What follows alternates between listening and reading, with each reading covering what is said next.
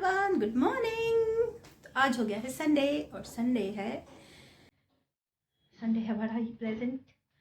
तो हमने शुरुआत की थी ऑब्वियसली चाय से, और फिर चाय पीने के बाद हम थोड़ा देर बैठे रहे, ऐसे गप्पे मारी हमने, मम्मी, मैंने और लक्षिता ने।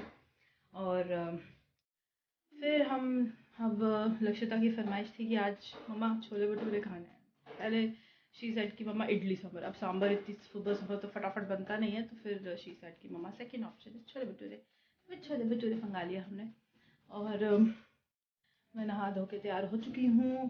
कहीं जाना तो नहीं है, बट स्टिल आई थॉट कि रेडी हो जाते हैं and may be let's go somewhere. और उसके बाद तो मैंने सोचा कि आपको बाकी की इंट्रोडक्शन देती हूँ अपने मैटरनल साइड की। तो फिर मैं आपको मालूम है, मैंने बताया था आपको कि मैं दिल्ली में ही पली बड़ी। मेरे फादर जो है वो 3 ब्रदर्स और 1 सिस्टर है।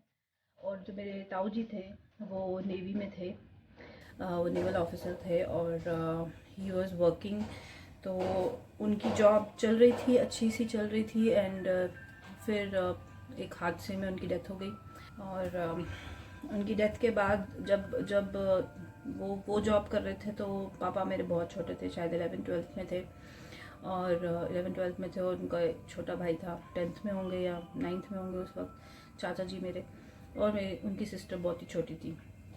तो ताया जी जो हैं, जब उनकी डेथ के बाद मेरे दादाजी जो थे उनके पापा, वो भी रिटायर होने वाले थे। तो जब तक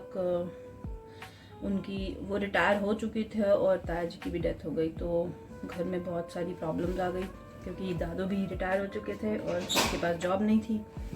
तो फिर मेरे जो आर्मी में ये होता है कि अगर किसी की घर में डेथ हो जाए तो आपके जो घर में दूसरे मेंबर्स हैं, आपके ब्रदर सिस्टर्स, उनको जॉब ऑफर होती है। तो पापा मेरे अभी 12th में ही थे एंड उन्होंने थोड़ा बहुत इधर उधर काम किया, बट उसके बाद उनको जॉब मिल गई। बट वो आर्मी मतलब सेम डिफेंस में नहीं होती है, आपको शायद इतना मुझे पता नहीं है, बट उनको गवर्नमेंट जॉब ऑफर हुई थी and he started working in All India Radio as a clerk. तो ही स्टार्टेड वर्किंग, फिर वहाँ से उन्होंने जॉब स्टार्ट कर दिया, तो उनकी पढ़ाई रुक गई बीच में ही। तो he started working and then वो होलसेल थे। फिर इनिशियली उन्होंने ही काम किया एंड उन्होंने ही घर चलाया। और फिर चाचा जी बड़े हुए, पढ़ लिख के उन्होंने आर्मी ज्वाइन किया। He was in army and he was सूबेदार। उनकी शादी के बाद उनके भी एंड वहाँ पर उनको कुछ मेडिकल इश्यूज हो गए और उनकी डेथ हो गई वहाँ पे। तो he was still serving the army. तो we saw that cremation for a defence personnel for the first time, क्योंकि उससे पहले ताया जी के टाइम पे तो हम नहीं थे, तो हमने नहीं देखा। बट हाँ, चाचा जी के टाइम पे वी सॉ उनको तिरंगे झंडे में लाया गया एंड फिर सारी जो सलामी दी जाती है, सलामी दी गई एंड देन उनका क्रिमेट किया गया। फिर उनकी छोटी सिस्टर हैं, फिर मेरे सिर्फ फादर रह गए और छोटी सिस्टर रह गई। तो छोटी सिस्टर जो है वो शुरू से ही बहुत इंटेलिजेंट थी, मेरी बुआ। एंड वो पूरा स्कॉलरशिप पे ही पढ़ी, अपना नर्सरी से लेकर 12th तक, So she was very intelligent and she was a scholar. So she got a very early stages पे she wanted to go into architecture, but somehow she got an offer. उनको job का offer आ गया जल्दी, क्योंकि उस time पे शायद होता होगा ऐसा कि स्कॉलर्स को कुछ ऑफर्स आते होंगे। तो उनको ऑफर आया and she joined NTPC and from then till now she is still serving in NTPC. And मेरे फादर ऑल इंडिया रेडियो में ही थे and he kept working as a clerk, then senior clerk, then he became accountant and then he worked for transport. and जब वो transport में थे तब हम भी बड़े हो चुके थे थोड़े। तो मैं कहाँ थी, तो फिर शादी की बारी आई मेरी।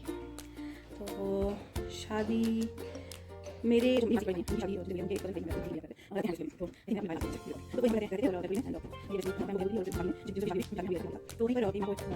और उन्होंने ऑब्वियसली उनकी भैया की मम्मा से बोला कि लड़का सही लग रहा है, ये हाइट वाइट भी मैच करेगी, तो बात करो।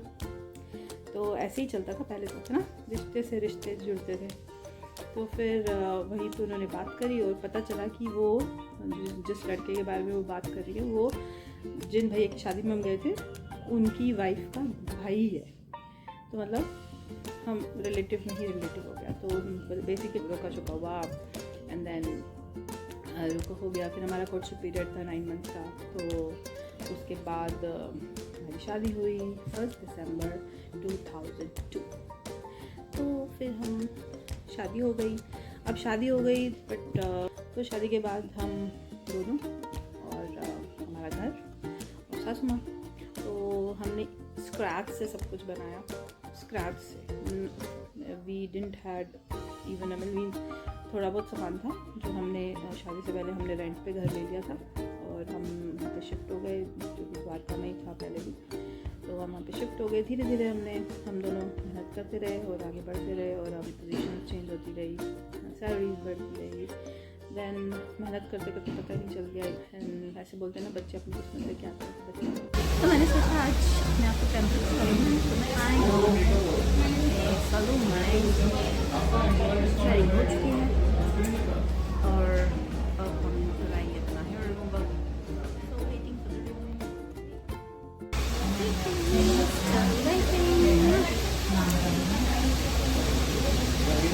बिना अपॉइंटमेंट के होगा जैसे।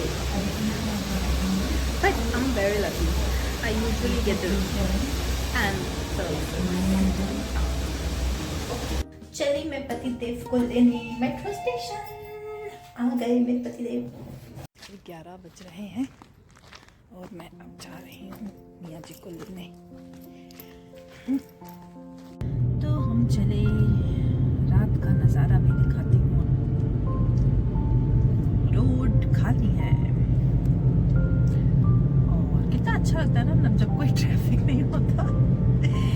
2 गाड़ी आगे 2 गाड़ी पीछे। ओह माय गॉड, ऐसा नज़ारा कभी कभी ही दिखता है क्योंकि वैसे तो दिल्ली ट्रैफिक से भरा।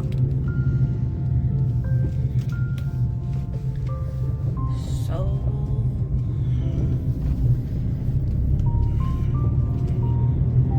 It's not that far, so इतनी दूर नहीं है, बस थोड़ी देर में पहुंच जाऊंगी। And I just love driving. तो मैं पहुंच गई और मैं वेट कर रही हूँ मियाँ जी आएंगे। सो मतलब इतना खाली भी नहीं है, रिक्शे वाले हैं और बहुत सारे लोग हैं जो वेट कर रहे हैं शायद किसी का या किसी को जाना है। मेट्रो कब तक होती है? आई थिंक कितने बजे तक होती है? 11:30 हमारा। Sorry let me check with him. We all prefer metro अगर हमें कहीं कहीं से आना जाना है, बिकॉज यूजुअली ट्रैफिक बहुत होता है। तो जहाँ पे आप आधे घंटे में पहुँच सकते हो वहाँ पे 1 घंटा लग जाएगा। सो बीइंग वाइज, आज मैंने कुछ शॉर्ट्स बनाई थी।